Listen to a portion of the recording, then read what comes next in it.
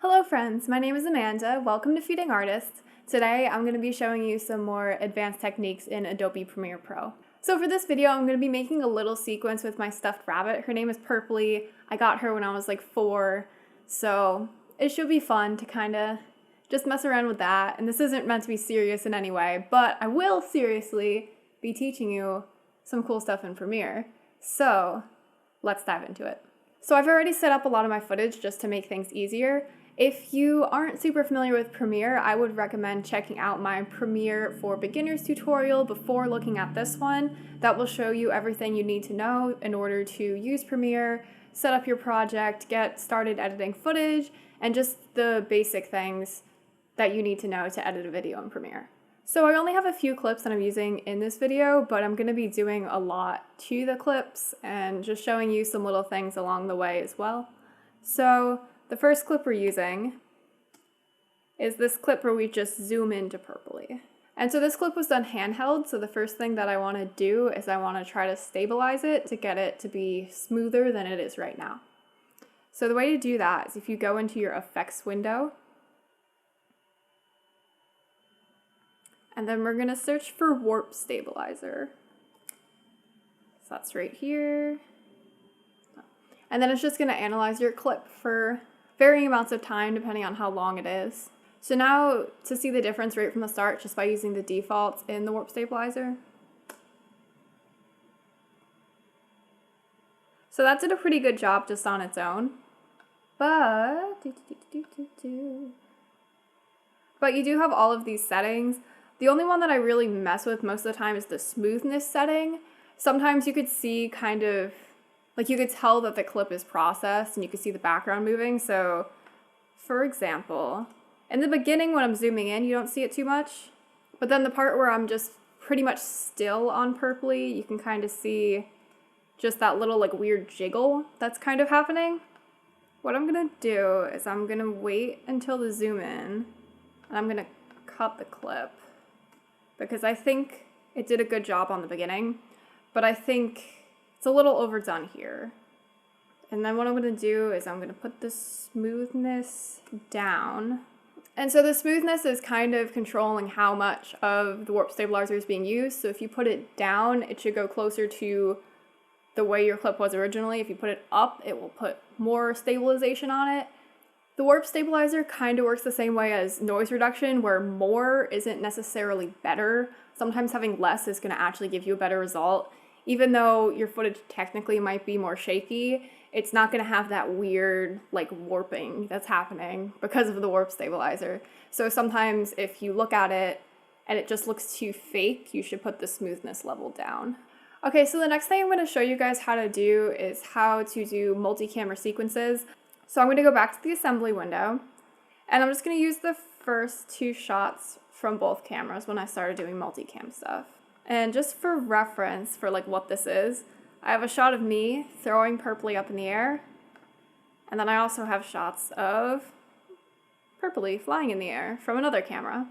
For this video, it's a lot easier to just use these 2 shots separately. I could have easily shot them separately as well, but I just wanted to be able to show you how to do multicam. You could also just do it multicam and try to like match up like when I throw her and then switch to when she's up in the air. So I'm going to select the 2 clips and then I'm going to go to clip and create multi-camera sort sequence. You can name it whatever. Just make sure audio is what you have lined up. For something like this, I could have easily filmed it with no audio and the audio option probably wouldn't work and I would probably need to figure something else out entirely. But I did film this just with like random music playing in the backgrounds, pretty much for the purpose of being able to sync it up with audio when I'm doing this right now. So audio generally is the best option to sync it up unless you already have specific in and out points or you have 2 camera operators that turn the cameras on exactly the same time and you know it's exactly the same time. Generally audio is your better option. Okay, and now what it's going to do is it's going to give me this process clips folder, which just shows you the 2 clips that you put in the sequence. And then it's going to give me this little sequence right here that says multicam on it. So let's just put that in the project. So if you want to use that multi-camera clip you have, you have to press this little button right here, which is the toggle multi-camera view. And as you can see, the two cameras are here, so you can see them kind of syncing up. So you can see me walking. And then generally when you're doing multi-camera, you want to do live editing for your first edit, and then from there you can kind of go in and manually do things. So you could just press this little record button that's right next to the multi-camera thing. And then if you just play your footage, you can swap cameras by using the number keys. So the first camera is going to be number 1, the second camera is going to be number 2. You can also just press on the actual video clips if you prefer that method, but I find it's generally easier just to use the number keys. And if you have more clips, it'll keep going on your keyboard. So it'll go, 1, 2, 3, 4, 5, how numbers work. So sometimes that first method of multicam won't work for you, and if it doesn't, I'm going to show you another way that you can do it. So I'm going to take these same 2 clips that are in my process clips right now. Let me not do that. And we're going to put them on the timeline, and I'm going to stack them on top of each other. Now, normally in a circumstance where multicam wouldn't work, the synchronize tool probably won't also work for you, but just for the sake of time, I'm going to synchronize both of these clips. Otherwise, you could just manually match up your audio or your video, depending on if you have audio, pretty much. So you can see these are synchronized right now. So I'm probably not going to need the stuff that's in the beginning or the stuff at the end. But again, just for the sake of the tutorial, I'm going to show you if you did need these things, what you would want to do is you want to fill in this blank space with black video. So to make black video, you're going to go to File, New, there's black video. There it is. You just press OK. And then you take that and put it onto your timeline. And it's just going to create black video. So if I turn that off, you can see now it's just black in that area. I can go in and highlight all of them and then just right click and press Nest. Let's just say OK. So basically a nested sequence is something that it's putting all of the clips you selected together into their own separate sequence. So just to show you that, if I go back to my project panel, you can see we have this nested sequence here. Right click. If I double click, that'll open it. And then you can see it's just the same clips that I selected originally. And so you could edit in here as well. This is now a sequence of its own. If you're not familiar with the concept of sequences, basically they're just kind of like little mini video projects that you can put together. So I can edit this separately and it's kind of like a separate entity for right now. But then if I go into my main sequence, which I've titled Full Video, you could see up here. You can see it comes up just as nested sequence. It's just like one section of video so that you see it as one rather than seeing like a bunch of different clips. This is really only with 2. I'm using the nesting solely for the purpose of doing a multicam. But if you have a really big project, which a lot of times my projects get really big and you have a lot of stuff that's layered on top of each other, sometimes it's easy to just edit something out and then just condense it into its own sequence so that when you're looking at your project, everything looks a lot cleaner. And it's also just easier to go back and edit just that specific sequence. So I have my nested sequence, and now I'm going to right click, go to multi-camera, and then enable. And so as you can see in my little side multicam window, I now have my 2 clips that are there that I can edit just the normal way that I would do multicam. And this is going to work the same way as if you just did the initial multicam sequence thing that I showed you. There's really no difference to it. It's just that way takes a few less steps, so that's generally the easier way to go. If that doesn't work, this is also a method that you can use. So now I'm going to go to a new sequence that I've already started. It's called Jump Sequence. We're going to go to that, and I'm just going to delete my nested sequence because that's irrelevant right now. Okay, so for the jump sequence, I have basically all the shots. I'm sorry, I'm going to turn that off.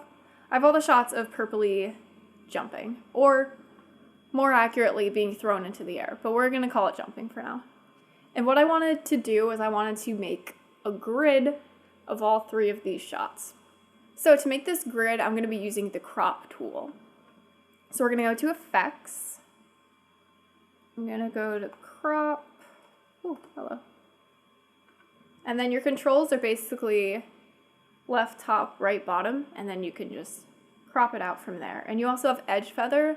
So if you ever want to crop something, but you don't want it to have a hard edge, you can adjust that. So for now, I want to get a crop just around purpley. I don't really want my head in it. I don't want any of this wall over here. So I'm going to start with left. Oh, hello. There we go. I'm just going to do that. I'm going to take some off the bottom. And so for now, I'm going to move this clip, kind of center it a bit, and then move it all the way to the left. And I'm planning to probably go back and recrop these clips once I have all three on screen, but for now I'm just getting kind of the general area where purpley's jumping into the air. Okay, so I'm going to do the same thing for this clip. I'm going to go to crop. You know what? Learning moment. Alright, so for most of these, purpley's in like a similar area, so what I'm actually going to do is I'm going to right click, I'm going to go to copy, and then I'm going to select both of these two clips. I'm going to go to paste attributes. And so what I want to do is I want to copy that cropping effect since it is pretty similar. I might need to adjust the numbers a little bit, but it should be generally the same area. I think that will be faster than just cropping all of them separately again. So I'm basically just taking the crop from my first clip and applying it to my second clips. So the next thing I want to do is slow down these clips. So if I play them right now, you can see they're really, really fast. So I'm thinking maybe like a third or a quarter of the speed would probably be nice. So I'm going to select all of my clips. I'm going to right click and then press speed/duration. And then I'll change the speed to 30% just to start. Just a note, this maintain audio pitch button, which is currently grayed out because I deleted all of my audio. If you're ever slowing down and speeding something up, I would recommend checking this button if you have audio. It will, as it says, maintain the audio pitch. Because normally if you speed something up, the audio will be pitched higher. If you slow something down, the audio will be pitched lower. If you press this button, it will generally keep the same pitch so your footage doesn't sound really strange. Unless that's something that you want to achieve, in which case do not press this button. I'm also going to change my time interpolation to optical flow. I've heard that this works better for slow motion, especially when you didn't shoot with enough frames, which I didn't do because I forgot that this was going to be slow motion. So definitely do not have enough frames for this. It's going to look a little iffy. It's going to be kind of blurry, but we're going to go with it. So what I want to do with these is I actually want to put a background on them and use this white wall as a green screen. So one thing just going into this I want to say, I feel like everyone has in their mind the idea that a green screen needs to be green. We also have blue screens. A lot of people are aware of those. Those are used pretty commonly in the industry. However, what you really need in order to do the type of things you do in a green screen is just a color that isn't present in your subject. So green and blue are used because they're normally not found in human skin tones, and normally humans are the subjects of videos and the subjects of green screening. But in my case, purpley is my subject. And purpley generally is purple and also has some pink. So if I was using purple or pink, this would not work. But virtually any other color is going to work. So having this white wall should be fine since there is no white in purpley. I've green screened before with both white and black as a background and it's worked absolutely fine for me. I don't own a green screen, so that's why I'm just using the white wall. If you have a green screen, that obviously is the best option to use. It's going to be the easiest, but you can easily just use white or black, or I've used orange before on, again, just a non-human subject. Another thing to note when green screening is to try to keep your lighting as even as possible. So you can kind of see there's a little shadow on the wall here, but it's not too bad. It is similar to the color of the wall, so I don't think it's going to be a huge issue to be able to key out. If I had like a crazy shadow here and I didn't have any soft light on it and it came like super black, that might be difficult to get out of your background. So just try your best to make your lighting as even as you possibly can. So with that in mind as just kind of the production process of using a green screen or just a wall or whatever you have at your disposal, the way to edit with things like this is basically you're going to be looking to key out the background. So you're going to type key and then you're going to go to color key. And just put that on the clip. And so as you can see, the default color is basically what a blue screen would be, but we don't have that. So we're going to go to the eyedropper and we're going to grab that white. So right now the color tolerance is not very high, which basically means it's just going to take that specific color you got and only get that. But my lighting isn't the most even thing in the world, as I mentioned before. So there are a lot of other similar colors that I want to also grab. So basically I'm going to take my color tolerance number and I'm just going to have it go up until it gets most of it.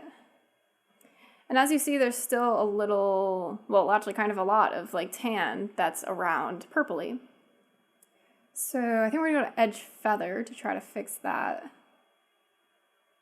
And that's going to kind of blur my edges so it gets a little better. It also kind of does this thing where it makes an outline on your footage, which is not ideal. Then I can go to edge thin,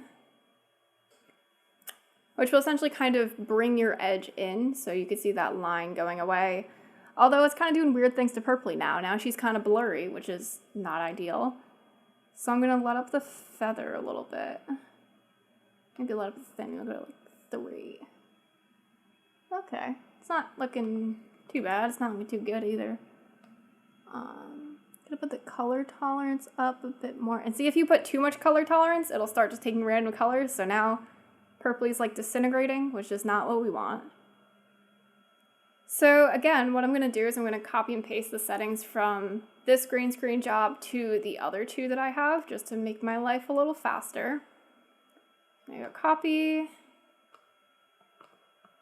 paste attributes.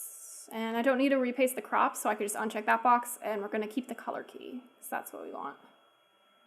And so basically this is the process of me keying out the background. So right now there's no background here. But what I want to do is I want to add backgrounds, right? Because that's kind of the whole point of green screening, is that you're going to add another weird background. So I want to add another 3 layers because I want to put different backgrounds in each of these clips. So what I'm going to do is I'm going to put my cursor in just a little video section. I'm going to right click, I'm going to add track, and that's going to add a new video track for me. And so I want 3 of them, so I'm going to add 3 tracks. I'm going to move these up over there. I'm going to go to assembly, and I already made a folder called space because Purpley's going to go to outer space today. It's very exciting. And I'm kind of just marking random in and out points just because I know these video clips are long. I don't feel like putting in a very long video clip when I don't need one. So I'm just trying to pick short portions so that it's easier to deal with, pretty much. So these are coming up like super weird right now, right? I'm gonna go to effects. And so basically what I'm going to do is I want all of these video clips to just be in the little window that each video of Purpley is in. So I'm going to go copy for the first one, and then this video matches up with this clip. So I'm going to paste attributes, and I just want the crop. I don't want the color key. So that cropped this video to the same crop that Purpley's at. But now what I need to do is I need to actually move it over to where she is. So I'm just gonna position it, and I think this also needs to be bigger because this clip was small to start out with. So I'm gonna have to, like, I don't know, 115 and just kind of figure out where she's at. And actually right now, go back. Right now the little weird frames that it made when I was keying out the color is actually kind of helpful because I can see what my original crop for Purpley was. So now we're going to do the next one, same process. We're going to copy, we're going to paste attributes, just the crop. I'm going to actually view it. Yeah, these are all different sizes, so we are going to have to resize it, but I know that the crop factor is correct, which makes my life a lot easier. Okay, so now we have all of our backgrounds. Again, this is a lot for my computer right now, so I'm just going to kind of scrub through it, just show you generally what it looks like. I think having the squares kind of pop out is sort of cool, so I think I'm going to leave that in. So the next thing I want to show you is speed ramping. So I'm going to take this middle clip right here, and what I want to do is I want to make the part where I throw her slow motion, but I want to gradually make it slower so that when I release her is like the slowest part. So what I want to do is I want to stretch out this video layer, and then if you see this little FX thing in the corner, I want to right click on that. Go to time remapping and then go to speed. And so then I have this little bar here, and what I can basically do is make keyframes on the bar. So to do that, I just press Control, and I could click, and that will give me a keyframe. And so I want to stretch it out a little bit. So I want the ending to be slower. So I'm going to take this bar and I'm going to move it down. Say, I don't know, like 50% should be good, somewhere around there. And so then this you could kind of see is like the little ramp where it's kind of slowly getting to 50. And maybe I'll make it a little slower just so you guys can see more. And so as you can see, the clip just slightly got slower over time. You can make more keyframes and kind of go like up and down and just like mess with it as much as you want. But that's generally how you do speed ramps in Premiere. Okay, so another thing I want to show you in the jump sequence is you can kind of do like freeze frames in Premiere. So what I was thinking of doing is having the footage freeze right when Purpley gets to like the top of her jump. So the way that we can do that is if I go to just click on the clip that I want to freeze, and then if I right click and do add frame hold. As you see, that will cut the clip right where my playhead is. And so this clip is just your normal like video clip in the beginning, and then once it gets here, you see that holds, and that just keeps Purpley right where she is. Okay, so after editing this, I feel like it does look better to have the motion, but that is an option that if you ever need to have a freeze frame and you wanted to, you know, have someone jump up in the air and then freeze frame like a 90s sitcom, then there you go. Now you know how to do it. The next thing I'm going to show you is how to do voiceovers within Premiere. So this is if you don't want to like edit it separately, put it in a different software, and you want to do your voiceover directly into Premiere. So for my voiceover, I'll be using my Blue Snowball microphone, and I'm just going to plug it into my computer and then change the audio input to make sure it is set to the Blue Snowball, and then I can start recording. So first I'm just going to take all of my current audio, I'm going to unlink it, and then I'm going to delete it so that I don't have to deal with that anymore. And then to record, I'm just going to go to the audio window, and then I'm just going to press this little voiceover record button. And then I'm just going to record my voiceover. So now my voiceover is recorded, and you can see that with this little green area and my little voice spikes and stuff. Over here I have some extra because I'm actually going to be making credits, but first I want to add some music to this. And I have a folder for music, and I just got 3 different choices because I wasn't sure what I wanted to use, so I'm just going to go through those choices and pick whichever one I think works the best with my project.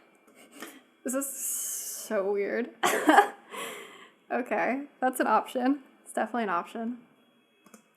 I'm gonna go with the first one. I'm feeling the first one. So I think that's everything with the general video that I wanted to show you, but the last thing I wanted to do was how to make rolling credits.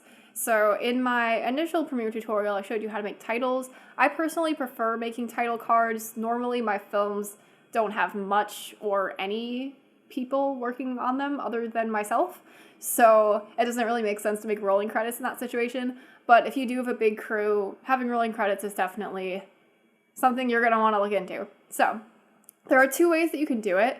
The first way is through legacy titles, so I'll show you that option first. I'm just going to go back to my project window, I'm going to go File, New, Legacy Title.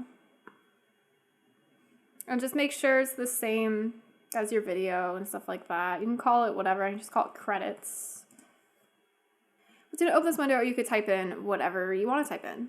So, to go with my audio that you haven't heard yet, I'm gonna type, and also it always comes up with these like boxes as like the first font, which angers me a lot. I'm just gonna change to Arial for now. Purpley. How do I spell Purpley? Purpley.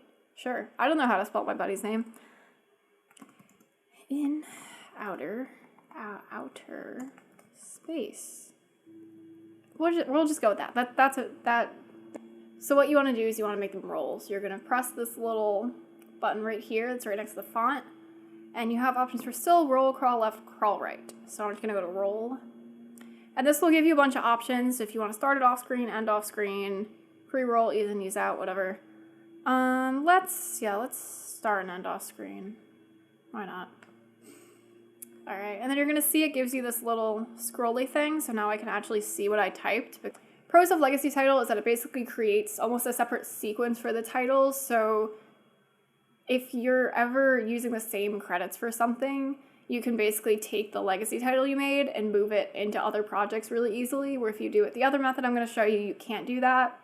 So if you're planning to make credits for multiple projects, using legacy title is probably the way to go.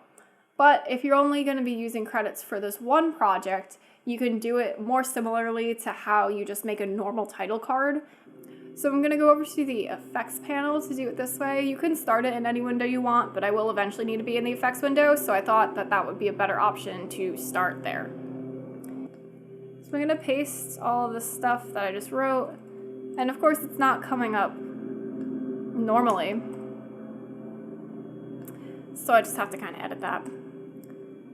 And so right now I'm just going to start to show you how to do the scrolling method because I currently can't see any further in this text box.